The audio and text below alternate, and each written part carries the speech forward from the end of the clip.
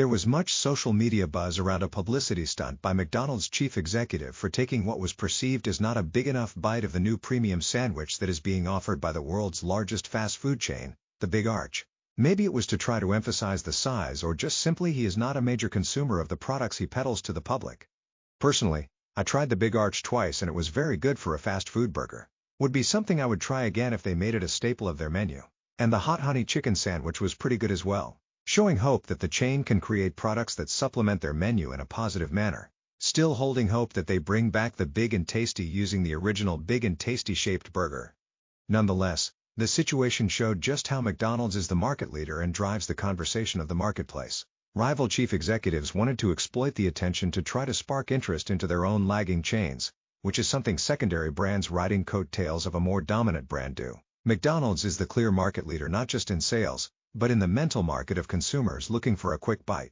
Now, I said that the Big Arch is a good burger for a fast food burger. It may be a great burger for a food burger, but the reality is that the best place to get a burger is not a fast food chain.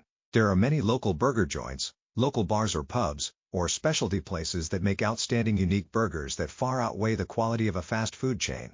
McDonald's is not marketing the best burger on the market. That is not their niche. What McDonald's truly markets to the general consumers of quick and fast meals is the experience built on generational culture. What I mean by that is every person has a memorable experience at McDonald's and occasionally wants to relive that moment with family, friends, or the next generation. We all remember as kids getting a Happy Meal and being excited about what toy or prize was in the box. The meal was secondary to the excitement of what came with it. Many people connect with the smell of their fries, the taste of the sauces for their chicken nuggets, and having a bun in between two burgers with a sauce that people know what it may be made from, but pretend like we cannot figure it out. Even when we may have a moment of bad service or a mistake, we still go back. Maybe not frequently, but we do, even just for a late-night snack of fries or nuggets. When they make slight changes to a historical staple, we always have to try it. When they came out with the Chicken Big Mac, many friends I knew who had not had fast food in years tried it because there was a curiosity that they had to satisfy. It was worth the trip. Same with the pandemic favorite of the Double Big Mac. There are many people who complain about the McRib but will buy it every time it is available. For a while it was a local tradition for a group of friends to catch up during the limited run, grab a McRib and then movie, then do it again a year later. I am not sure there are many people who do the same for Burger King, Wendy's, or Taco Bell. Those chains do not really have the same connection. So, when considering a brand for the CRC fund, I have to look not just for strong financials in their industry and overall, but factors beyond the numbers. In many ways, McDonald's is the strongest brand amongst the fast food companies centered around affordable, or semi-affordable, burgers and fries. And it is widely available. Consider when you go to a new place or simply traveling on a road trip. You may not always know the food places and where they are located. Maybe you have meals planned out. But for those unplanned or immediate needs, there is nothing like seeing those golden arches. At the very least, it is a place for a quick meal that you are generally familiar with, not an inconvenience for stopping.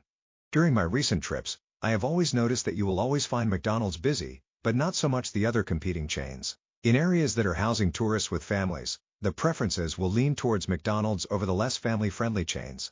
The Happy Meals are a much bigger draw than anything the competition has when you have a hungry family with kids that have been in a car too long. So it is not surprising that McDonald's is the only chain in this space that is experiencing stable growth. Burger King is struggling and may have found some recent stability, but Wendy's has seen better days. And Taco Bell is stagnant a bit, it seems. Their novelties have worn off and the marketing is constantly just grifting off of the competition rather than anything truly innovative and unique to their offerings. From my economic perspective, McDonald's is a solid pick for our fund tracker and to track its growth. Again, we are not giving financial advice, just giving insight on brands and their performance. A brand does not always have to produce the best product or service to be a market leader. Generally, it just needs to provide something good enough or perceived positively by the general consumer while being easily accessible to the buyers. And that is what McDonald's is for many people who are in need of a fast meal that meets the need of the moment. Regardless of where you are in the United States, you are going to be relatively close to a McDonald's. And we know that fast food is not generally healthy for you and should not be a daily practice. But there are moments when you need a meal quickly and are not able to wait 15 to 20 minutes for tableside service plus the time to find a location and review its menu. Or sometimes, you are simply out late and want something quick. So McDonald's fits a specific need for a specific time for many people. Even the most health-conscious person may choose their local McDonald's as a cheat meal or a quick breakfast to fuel before hitting the gym. That is the main thing they have over the competition, is the breakfast is far superior to anyone in that market space. So they have major competition advantages is the overall generational experience, extreme convenience, and dominance in the breakfast market for fast food. When you have competitive advantages that are meaningful and clear to the consumer, you will see those impact the company's bottom line and their financial performance, especially when it is sustainable. Are there things that McDonald's could do better? It can be healthier. At the same time, its consumers have more information about its nutrition than you have on many local establishments or competing chains that are not under as much scrutiny at times. Sure, but it meets the needs of the market and is able to connect with a broad array of consumers that will come in and out of the market at various times.